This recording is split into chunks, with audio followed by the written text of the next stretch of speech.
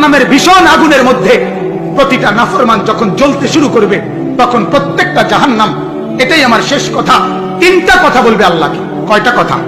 এক নাম্বার বলবে, আল্লাহ এত কষ্ট, এত আযাবের চাইতে মৃত্যু দিয়ে দেন, মেরে ফেলেন।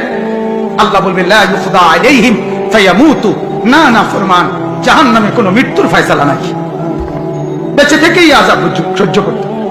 দুই নাম্বার, প্রতিটা নাফরমান বলবে, আল্লাহ তাইলে দ্বিতীয় প্রস্তাব মহলা আপনার কাছে, জাহান্নামের আযাব একটু হালকা করে দেন, একটু 1 ঘন্টা বাদ দিতে কোন, মাসে একদিন কদ্দু ছাড় দেন, সপ্তাহে একটা দিন ছাড় দেন, 24 ঘন্টার মধ্যে 10টা মিনিট একটু বিশ্রাম করতে দেন মাওলা, একটু ছাড় দেন না কমপক্ষে।